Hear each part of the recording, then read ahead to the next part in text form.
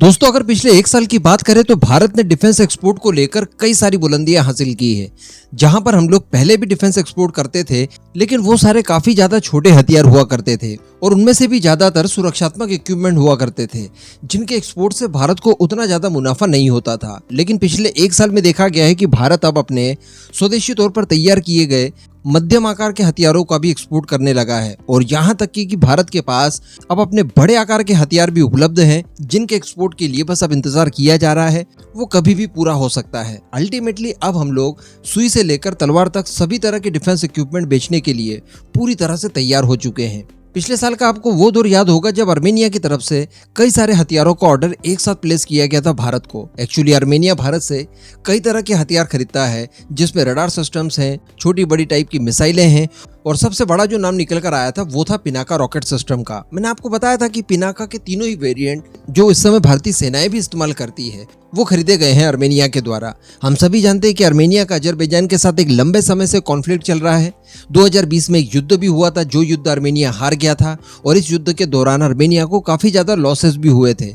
तो अपने इन्हीं लॉसेस की भरपाई करने के लिए, अपनी सेना को रिवाइव करने के लिए उसे रिलायबल और कम रेट्स पर हथियार चाहिए थे और उसका ये सफर खत्म होता है भारत तक आकर। जी हाँ, भारत की तरफ से रडार सिस्टम बेचे गए, एंटी टैंक गाइडेड मिसाइल्स बेची गई, हमारी तोपें दी गई जो कि कल्याणी की तरफ से बनाई जाती है और इसके अलावा पिनाका रॉकेट सिस्टम जो कि DRDO ने तैयार किए हैं। तो कहने का मतलब कि पिनाका रॉकेट सिस्टम का जो एक्सपोर्ट में हम लोगों ने श्री गणेश किया था वो आर्मेनिया ही था।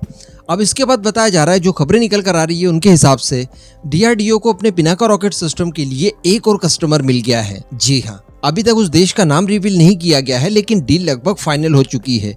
बताया जा रहा है कि इस अज्ञात देश के साथ काफी लंबे समय से बातचीत चल रही थी भारत की पिनाका रॉकेट सिस्टम को लेकर और अब फाइनली ये डील पूरी होने की कगार पर आ चुकी है। एक फाइनल और ऑफिशियल अप्रूवल की जरूरत है, उसके बाद इस नए देश को भारत पिनाका रॉकेट सिस्टम की डिलीवरी शुरू कर देगा और इसके लिए भी बताया जा रहा है कि अनुबंध बहुत जल्द हो सकता है। इसमें ज्यादा लंबा समय बाकी नहीं है। जैसा कि मैंने आपको बताया कि शुरुआत में ही काफी लंबे समय से हम लोग बातचीत कर रहे थे, इस वजह से आगामी कुछ ही महीनों में, 1-2 महीनों में बड़ी मुश्किल से इस डील को फाइनल किया जा सकता है। इसी के साथ साथ रिपोर्ट में बताया जा रहा है कि यहाँ पर संभवतः पिनाका मार्क 2 को लेकर डील हो सकती है, जो कि गाइडेड पिनाका का एक उन्नत वेरिएंट है। अब अगर पिनाका मार्क 2 की बात करें तो ये ज्यादा प्रिसीजन के साथ अटैक करने में सक्षम है, यानी जहां पर आप चाहते हैं ये वहीं पर अटैक करेगा। इसी के साथ साथ 75 किलोमीटर की ये आपको रेंज प्रोवाइड कराता है।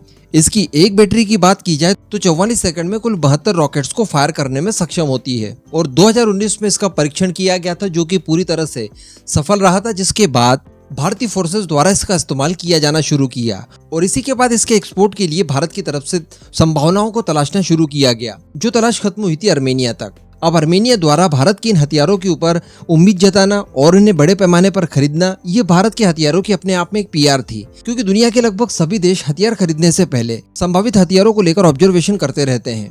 क्या कोई हथियार किसी युद्ध में पार्टिसिपेट कर रहा है तो वहां पर उसकी परफॉर्मेंस क्या रही है, या कौन सा हथियार पास्ट में किन किन युद्धों में शामिल हुआ था, वहां पर उसकी परफॉर्मेंस क्या रही, या फिर जो फिलहाल युद्धग्रस्त क्षेत्र हैं क्या वहां पर इनका इस्तेमाल किया जा रहा है, उनका डिप्लॉयमेंट किया जा रहा है। दूसरी बात की जो इसकी मैन्युफैक्चरिंग कंट्री है क्या वो इसका इस्तेमाल करती है। तो इन सारी चीजों का इम्पैक्ट आपके डिफेंस एक्सपोर्ट के ऊपर भारी भरकम पैमाने पर पड़ता है। चूंकि भारत ने इसे डेवलप किया है तो भारत खुद तो इसको बड़े स्केल पर इस्तेमाल करता ही है, लेकिन वहीं पर आर्मेनिया ने भी इसके ऊपर विश्वास जताया है। आर्मेनिया वो जो कि मैंने आपको बताया कभी भी किसी भी समय अजरबैजान के साथ एक युद्ध में फंस सकता है, तो उस युद्ध से अपने आप को बचाने के लिए अगर आर्मेनिया इन वेपन्स के ऊपर रिलाय कर रहा है तो डेफिनेटली इनकी परफॉर्मेंस वगैरह अच्छी ही होगी और इसी तरह से भारतीय हथियारों की PR लगातार बढ़ सकती है। अब अगर यहाँ पर संभावित देशों का नाम देखा जाए कि किसके द्वारा ये खरीदे गए होंगे, तो इसमें ज्यादा चांसेस दिखाई दे रहे हैं, एटलीस्ट मेरे हिसाब से, कि कोई ना कोई अफ्रीकन देश हो सकता है इसमें। अभी कुछ ही सप्ताह पहले की बात है जब हमारे विदेश मंत्री S जयशंकर साहब ने अफ्रीकन देशों की यात्रा की थी और वहां पर उन्होंने भारतीय हथियारों को काफी सारे अफ्रीकन देशों को ऑफर भी किए थे, जिसके लिए सूटेबल कंडीशंस भी रखी गई थी और लाइन ऑफ क्रेडिट को लेकर भी आश्वासन दिए गए थे।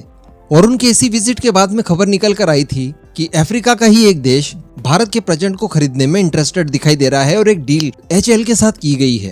तो हो ना हो, मेरे हिसाब से पिनाका का अगला संभावित कस्टमर कोई अफ्रीकन नेशन ही हो सकता है। बाकी तो समय आने पर इसका खुलासा हो ही जाएगा कि किस देश के द्वारा पिनाका का नया ऑर्डर प्लेस किया गया है। लेकिन यहाँ पर हमारे लिए बड़ी बात यह है कि हमारा एक्सपोर्ट बढ़ रहा है, इसके अतिरिक्त और क्या चाहिए। अब इस पूरे मुद्दे पर दोस्तों आपका जो भी मानना हो नीचे कमेंट करके जरूर बताइएगा।